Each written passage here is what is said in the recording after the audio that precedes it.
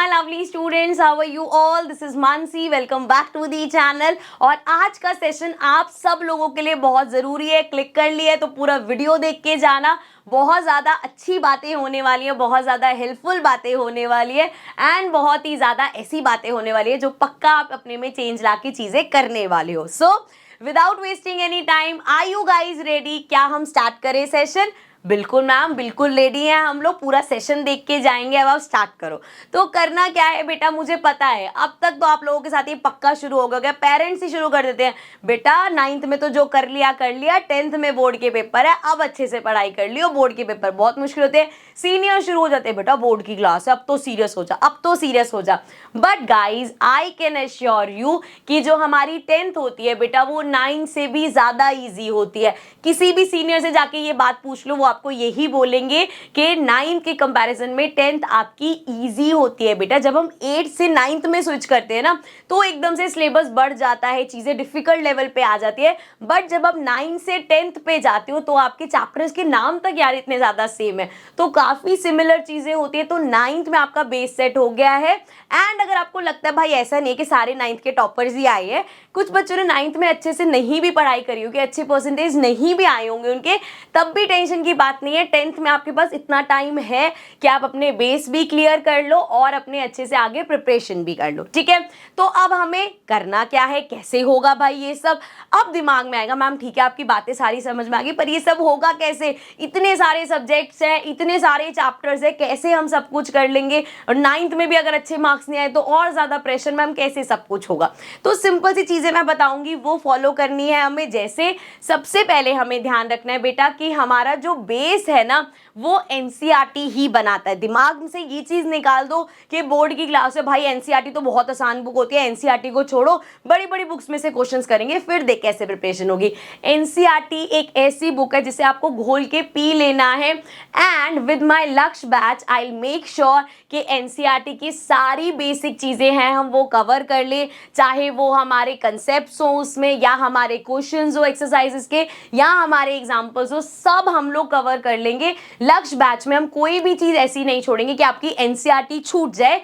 And उसके साथ हम एक्स्ट्रा क्वेश्चंस भी करेंगे बच्चे, क्योंकि मुझे पता है कुछ चैप्टर्स एनसीईआरटी के, जैसे फर्स्ट और सेकंड चैप्टर लोगे उसमें एनसीईआरटी में बहुत सिंपल क्वेश्चंस है, लेकिन जब तक वो सिंपल क्वेश्चंस नहीं करोगे, जो बड़े लेवल के क्वेश्चंस है वो नहीं होंगे आपसे, क्योंकि आपका कंसेप्ट क्लियर नहीं है. मैं हर बार ये बात बोलती हूँ, जब तक आप मैथ्स में कंसेप्ट क्लियर नहीं करोगे, एक सिंपल सी बात है यार, अलजेब्रा का बड़ा क्वेश्चन नहीं कर सकते जब तक आपको प्लस माइनस करना नहीं आता है ना.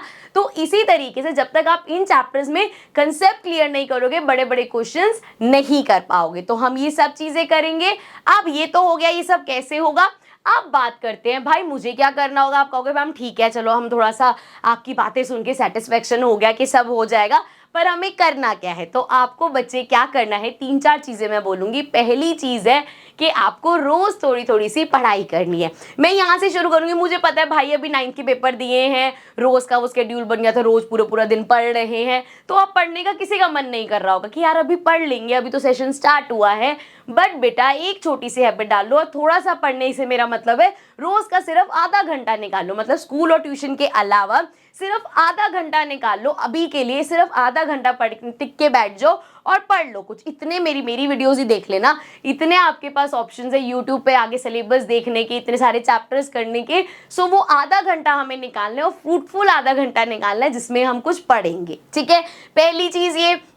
दूसरी चीज है रेगुलर आपको, जो मैं यहाँ पे अब जैसे हमारा लक्ष्य बैच है उसमें आपको रेगुलर लेक्चर्स अटेंड करने हैं. आपके साइंस के रेगुलर लेक्चर्स लोगे, आप मैथ्स के रेगुलर लेक्चर्स लोगे, तो उन लेक्चर्स को आपने कंप्लीटली देखना है, अच्छे से समझना है, कुछ भी मिस नहीं करना. कभी भी ऐसा मत किया करो, जैसे कभी कभी कुछ क्वेश्चन आ जाते हैं कि बड़ा सिंपल सा है, लेकिन अगर वो सिंपल सा क्वेश्चन 2 मिनट का है तो वो 2 मिनट देके वीडियो देख लिया करो बेटा, हो सकता है उसमें आप कुछ नई चीज सीख जाओ. ठीक है, सो रेगुलर लेक्चर्स देखने हैं एंड देन अपने नोट्स खुद बनाने हैं. इस चीज को डे 1 से स्टार्ट कर दो. ये चीज इतनी हेल्पफुल रहेगी ना. नोट्स कैसे बनाने हैं, देखो जब आप 10th का कोई नया चैप्टर स्टार्ट कर रहे होगे ना, तो बड़ी बेसिक सी चीजें हैं जो आप देखोगे, जैसे अच्छा इस एक्सरसाइज में ये चीज यूज ये लिख लो। उससे क्या होगा ना कि जब आप नई चीज स्टार्ट करते हो ना बेटा, तो बड़ी बेसिक बेसिक सी चीजें आप उन नोट्स में लिख लोगे, क्योंकि आपके लिए वो नई चीजें हैं। सो जब आप वो बेसिक चीजें लिख लोगे ना एग्जाम टाइम में, आई कैन एश्योर यू बेटा ये नोट्स आपके इतने काम आएंगे ना। किसी भी टीचर्स के नोट्स ले लो, स्कूल में नोट्स ले लो, नेट से नोट्स डाउनलोड कर लो, लेकिन जो आपके खुद के नोट्स है ना बेटा, वो ही सबसे ज़्यादा हेल्पफुल होंगे, क्योंकि वो आपने अपने माइंड लेवल से बनाए हुए हैं। इसलिए अपने नोट्स बनाओ और ये डे 1 से हैबिट डालो, क्योंकि अभी जो आप छोटी छोटी चीज़ें नोट्स में लिखोगे ना, वो चैप्टर 4-5 चैप्टर करने के बाद वो छोटी छोटी चीज़ें आपको लगे अच्छा हाँ ये तो मेरे को पता है, वो मिस कर जाओगे। लेकिन अभी जो नोट्स बनाओगे वो बेस्ट नोट्स होंगे आपके और एग्जाम टाइम में बहुत हेल्पफुल होंगे। तो अगर आप मेरा साइंस का लेक्चर दे रहे हो, मैं जो यहाँ पे पढ़ा रही हूँ वो आपको नोट्स दूंगी मैं, लेकिन फिर भी अपने नोट्स साथ साथ जरूर बनाना बच्चे, वो आपके लिए बहुत हेल्पफुल होंगे। देन लास्ट चीज जो आपको करनी है वो ये करनी है बेटा, स्कूल में जो यूटी होते हैं, हाफ ईयरली होते हैं, इन सबको इग्नोर नहीं करना। अभी क्या होगा ना, जैसे जैसे प्री बोर्ड्स तक पहुंचोगे ना, तो आप लोग सिलेबस अपनी टर्म्स पे कर रहे होगे। ट्यूशन में अगर आप कर रहे हो तो कोचिंग सेंटर वाले ऐसे बोलेंगे कि अभी सिलेबस जैसा हो रहा है उस तरह करो, स्कूल के एग्जाम जरूरी नहीं है, इस साल बोर्ड्स के एग्जाम जरूरी है। लेकिन मैं आपसे रिक्वेस्ट करूंगी, स्कूल में जैसे यूनिट टेस्ट होते हैं, छोटे छोटे 2 चैप्टर्स के टेस्ट हो रहे हैं, या हाफ ईयरली होते हैं उसमें आधा सिलेबस आ रहा है, तो उनको इग्नोर मत करो, उनमें पढ़ाई करो, अच्छे से पढ़ाई करो। अगर 2 चैप्टर्स उसमें मान लो एग्जाम में आपके स्कूल के यूटी में ऐसे आ रहे हैं जो आपके कोचिंग सेंटर में नहीं करा रहे, तो आपके पास हम लोग हैं ना, आप हम लोगों से वो चैप्टर्स पढ़ सकते हो ना, लेकिन उसको करो। क्योंकि छोटे छोटे टेस्ट के लिए जब खुद को प्रिपेयर करोगे तो आपका बहुत सारा सिलेबस जब आप एंड तक पहुंचोगे तो आपको होगा यार ये सारे चैप्टर्स तो मेरे अच्छे से प्रिपेयर है, क्योंकि ये तो मैंने यूटी वगैरह जब बोलते तभी कवर अप कर लिए थे। ठीक है, तो ये सिर्फ 4 चीजें हैं बेटा जो आप, मैं चाहती हूँ आप लोग प्लीज फॉलो करना। अब हम बात करते हैं अब क्या नहीं करना, क्योंकि क्या करने से ज्यादा जरूरी होता है क्या गलतियां नहीं करनी। सो क्या गलती नहीं करनी हमने, डोंट कॉपी एनीवन, किसी को कॉपी मत करो कि भाई वो इंटेलिजेंट बच्चा है, वो मेरी क्लास का टॉपर है, वो रोज 4 घंटे पढ़ता है, मुझे भी 4 घंटे पढ़ने, या वो रोज 1 घंटा पढ़ता है, मुझे सिर्फ 1 घंटे में हो जाएगा। बेटा हर बार मैं ये चीज बोलती हूँ, हर बच्चा अलग है। अगर कोई 4 घंटे लगा के कुछ पढ़ रहा है, हो सकता है आप उस चीज को 1 घंटे में पढ़ लो, तो इट इज नॉट नेसेसरी कि वो 4 घंटे दे रहा है तो आपको भी 4 घंटे लेना है। या हम कहते हैं कि यार मेरा फ्रेंड है ये इस जगह ट्यूशन जाता है, मुझे भी इसी जगह ट्यूशन जाना है, ऐसा जरूरी नहीं है। हो सकता है उसको उस टीचर से बहुत अच्छे से समझ में आता हो, आपको वहां ना समझ में आ रहा हो, तो आपको किसी को कॉपी नहीं करना, आपको अपने फ्रेम पे काम करना है कि मुझे किससे समझ आ रहा है, मुझे वहां ट्यूशन जाना है, मुझे कौन सी टीचर से समझ आ रहा है, मुझे उससे पढ़ना है, मुझे कितने घंटे देके पढ़ाई होती है, मुझे वैसे करना है, मेरा मैथ ज्यादा वीक है, साइंस ज्यादा वीक है, एसएसटी ज्यादा वीक है।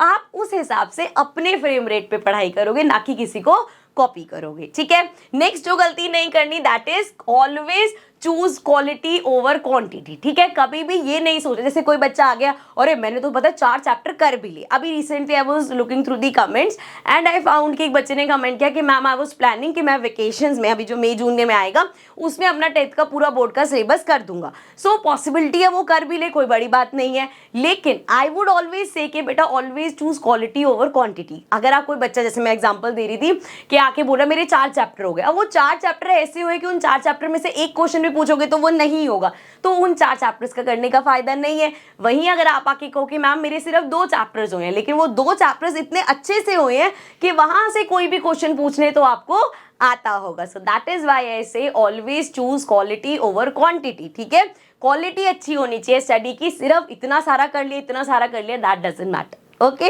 अब नेक्स्ट यहां तक है कि क्या नहीं करना। अब क्या क्वेश्चन आएगा दिमाग से, मैम अभी से ही शुरू हो जाए क्या, अभी तो सेशन स्टार्ट हुआ है तो अभी से ही शुरू होना है हमें।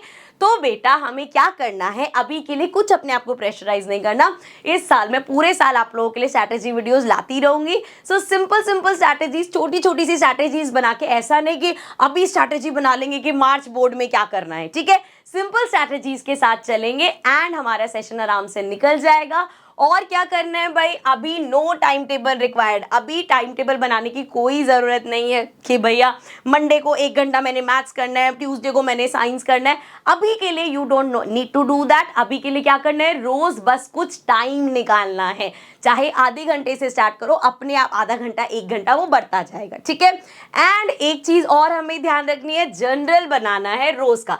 अब ये जो है ना, ये पॉइंट टोटली मेरा पर्सनल एक्सपीरियंस है। मेरे साथ भी क्या होता था भाई, मुझे प्रिपेयर भी करना है, एडिटिंग भी करनी है, फिर वीडियो शेड्यूल भी करनी है, सारी चीज़ें होती थी, शूट भी करना है। तो मेरे साथ भी क्या होता था, भैया हम आपकी जैसे ही हैं, ठीक है, ऐसा नहीं है हम बड़े परफेक्ट हो गए हैं, हमें तो पता है काम कैसे करना है। सो मेरे साथ भी होता था कि यार चल कल कर लूँगी यार, कल शूट कर लूँगी। Then I started generalising. अब उसमें क्या होता है, मैं बस रोज़ डेट लिखती हूँ एंड आई राइट कि आज मैंने क्या क्या किया, ठीक है, चाहे मैंने कोई चैप्टर प्रिपेयर किया हो, चाहे मैंने आज कुछ शूट किया है या आज एडिटिंग का वर्क किया है, तो मैंने लिखना शुरू कर दिया। उससे क्या हुआ ना, कभी कभी ऐसा होता है कि एक दिन में आपने थोड़ा सा ही काम किया हो, एक दिन हो गया, दूसरे दिन आप लिख रहे हो, आपको दिख रहा है कल भी इतना काम हुआ, आप रोज देखते रहोगे कि यार 4 दिन हो गए मैंने ढंग से कुछ काम ही नहीं किया, तो यू विल रियलाइज इससे आपका सेल्फ इंप्रूवमेंट बढ़ेगा। एक टाइम पे आपको रियलाइज हो जाएगा यार 4-5 दिन हो गए कुछ काम ढंग से नहीं हो रहा, देन आई ब्रश अप हो जाते हैं, बकल अप हो जाते हैं कि नहीं अब अच्छे से आज कल काम करना है, तो फिर से वो बेटर हो जाएगा। तो जनरलाइज करना स्टार्ट करो बेटा, आपके लिए बहुत अच्छा। कोई ऐसा नहीं है कि आपको आधा घंटा निकाल के जनरल बनाना है, सिंपल एक पेज ले लो, हाँ डेट लिख दो, उस डेट पे आपने कैलेंडर में लिखना शुरू कर दो कि इस डेट पे मैंने आज ये किया ये किया ये किया, तो यू विल रियलाइज कि आप रोज थोड़ा थोड़ा कुछ कुछ कर रहे हो। क्योंकि किस दिन जब ऐसा होगा ना कि लिखा आज कुछ नहीं किया, अगले दिन फिर कुछ नहीं किया, जब दिखेंगे ना 2-3 दिन ऐसे किए तो कुछ हो ही नहीं रहा, अपने आप थोड़ी सी शर्म आ जाएगी कि कर लेते हो काम। मेरे साथ ऐसा होता है, मैंने ये किया, मुझे बहुत इंप्रूवमेंट दिखा, तो मैं चाहती हूँ कि आप लोग भी ये करके देखना, ठीक है। सो इसी के साथ और कुछ नहीं मुझे आपको बोलना, वीडियो को मैं एंड करूंगी। प्लीज बेटा जो मैंने बातें बोली हैं अगर आपको लग रही है थोड़ी सी भी हेल्पफुल तो उनको फॉलो करना, एंड ऑल्सो अगर आपको सेशन अच्छा लगे तो अपने फ्रेंड्स के साथ भी आगे शेयर करना, and do follow the tips. चीज़ों को फॉलो करोगे, थोड़ा थोड़ा चेंज अपने अंदर लाओगे तो एंड तक बहुत ज़्यादा इंप्रूव हो जाओगे, ठीक है। So I will see you all in the next video, till then take care and bye bye.